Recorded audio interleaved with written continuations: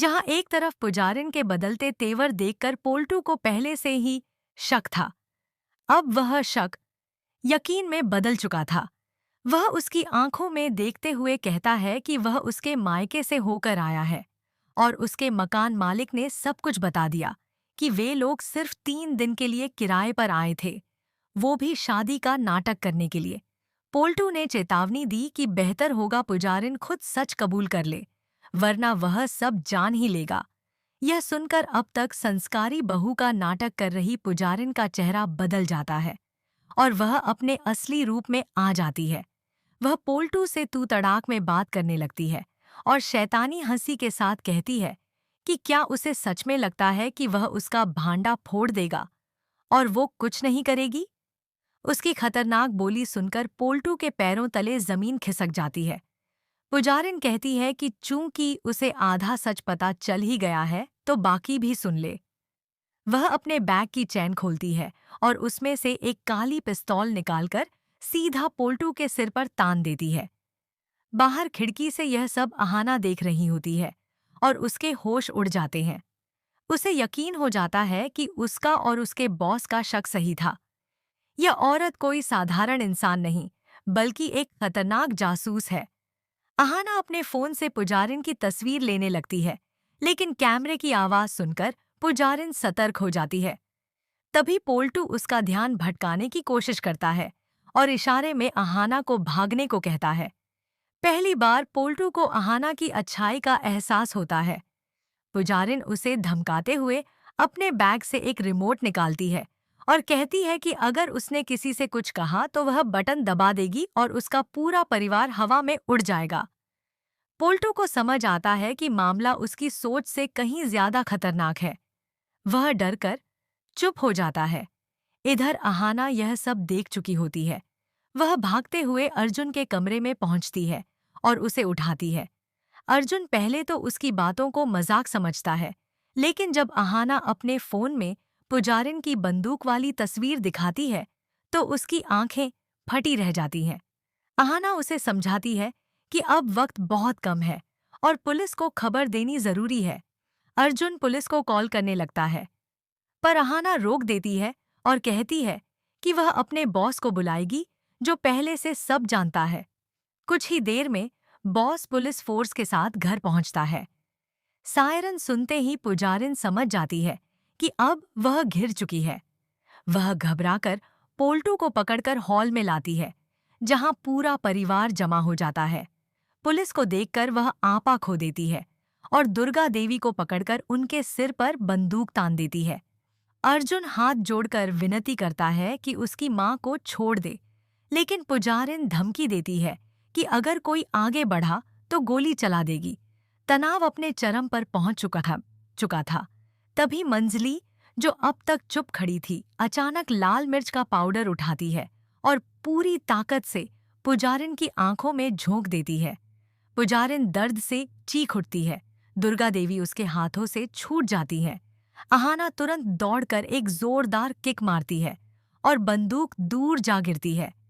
Police मौके का फायदा उठाकर पुजारिन को पकड़ लेती है। बॉस रिमोट लेकर जांचता है तो पता चलता है कि वह नकली था, सिर्फ डराने के लिए। घर में राहत की सांस ली जाती है। पुजारिन को हथकड़ी लगाकर पुलिस वैन में ले जाया जाता है। पोल्टू पछतावे से भर उठता है और सबके सामने रोते हुए मंजली से माफी मांगता है। वह कहता है कि उसने लालच में आकर हीरे जैसी पत्नी को ठुकरा दिया था। मंजली उसे माफ कर देती है और परिवार की उपस्थिति में पोल्टू फिर से उसे वरमाला पहनाता है। पूरा घर तालियों से गूंज उठता है। अर्जुन और अहाना मुस्कुराते हैं, क्योंकि अहाना ने साबित कर दिया कि एक छोटी बहू पूरे बड़े घर को बचा सकती है। घर में अब माहौल पूरी तरह अब बदल चुका था। जहां कुछ घंटे पहले डर, धोखा और साजिश का साया था, वहीं अब सुकून और अपनापन लौट आया था। दुर्गा देवी भावुक होकर सबको गले लगाती हैं और कहती हैं, आज अगर अहाना और मंजली न होती तो इस घर का नामो निशान मिट गया होता। अर्जुन अपनी मां के पैरों में सिर रख देता है, जबकि अहाना के चेहरे पर संतोष की मुस्कान होती है। बॉस भी आगे बढ़कर अहाना से कहता है, तुमने आज सिर्फ एक केस नहीं सुलझाया, बल्कि इंसानियत का फर्ज निभाया है। तुम्हारी हिम्मत और समझदारी की वजह से इतने लोगों की जान बची। पुलिस पुजारिन को ले जा चुकी थी, लेकिन उसके शब्द सबके कानों में गूंज रहे थे। मैं फिर लौटूंगी। हालांकि सब जानते थे कि अब उसका लौटना नामुमकिन है, फिर भी अहाना के मन में कहीं न कहीं एक अनजाना डर बाकी था। रात का सन्नाटा धीरे धीरे ढलने लगा। सबने एक साथ डाइनिंग टेबल पर बैठकर खाना खाया। महीनों बाद यह घर फिर से परिवार जैसा लग रहा था। पोल्टू और मंजली साथ बैठे थे और उनकी आंखों में पुराना प्यार लौट आया था। अर्जुन ने अहाना का हाथ थाम लिया और धीमे से कहा, मुझे माफ कर दो अहाना, मैंने तुम्हें गलत समझा। तुमने जो किया वो कोई मर्द भी नहीं कर सकता था। अहाना मुस्कुराई और बोली, अब सब ठीक है अर्जुन, हमारा परिवार फिर से पूरा हो गया है। अगली सुबह सूरज की किरणें जैसे नए आरंभ की गवाही दे रही थीं। दुर्गा देवी ने घर के मंदिर में दिया जलाया और सबका माथा चूमते हुए कहा, आज से इस घर में कभी किसी की बुराई नहीं, सिर्फ भलाई की बातें होंगी। कैमरा धीरे धीरे पूरे घर पर घूमता है। मुस्कुराते चेहरे, फिर से जगी उम्मीद और अहाना के शांत चेहरे पर चमकती गर्व की रोशनी। और फिर आखिरी फ्रेम में एक साइन उभरता है।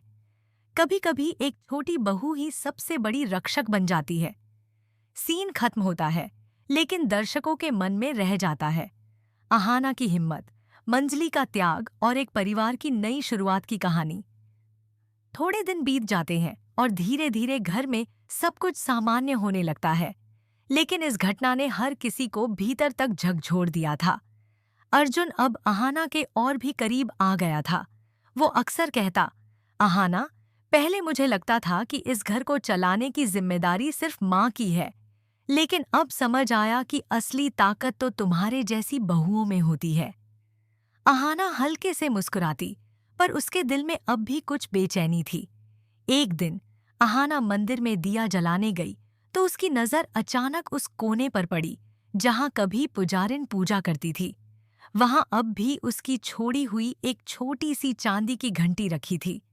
अहाना ने जैसे ही उसे उठाया, उसे लगा मानो कोई साया उसके पीछे से गुजर गया हो। उसने पलट कर देखा, पर वहां कोई नहीं था। उसका दिल जोर से धड़कने लगा। उसी रात अहाना को अजीब अजीब सपने आने लगे। पुजारिन का चेहरा, उसकी वो शैतानी हंसी और वह नकली रिमोट जो शायद नकली नहीं था। सुबह उठते ही अहाना ने यह बात अर्जुन को बताई। अर्जुन ने उसे समझाया कि यह सब उसके मन का वहम है, पर अहाना जानती थी कि कुछ तो अभी बाकी है। इसी बीच बॉस का फोन आता है। वह कहता है, अहाना, केस तो बंद हो गया है, लेकिन पुजारिन की फाइल में कुछ अधूरा है। हमारे रिकॉर्ड में उसका असली नाम अब तक नहीं मिला और जिस एजेंसी के लिए वो काम करती थी उसका कोई अता पता नहीं। अहाना की आंखों में चिंता उतर आती है। वो कहती है, सर, अगर ऐसा है तो इसका मतलब कोई और भी इस खेल में शामिल था। बॉस की आवाज गंभीर हो जाती है। बिल्कुल सही समझी तुम, और हो सकता है वो अब भी आजाद घूम रहा हो। सीन बदलता है। रात का समय, वही शहर का किनारा। एक अंधेरी गली में किसी के कदमों की आहट सुनाई देती है। कैमरा धीरे धीरे घूमता है और एक औरत की परछाई दिखती है। वह किसी से फोन पर बात कर रही होती है। मिशन फेल तो हुआ है, लेकिन खेल खत्म नहीं। अब अगला कदम अहाना के लिए होगा। फोन कटता है। कैमरा उसके चेहरे पर आता है, वही चेहरा जो कभी पुजारिन के साथ देखा गया था, पर यह कोई और थी। उसकी साथी। उसके होंठों पर वही शैतानी मुस्कान थी। स्क्रीन काली हो जाती है और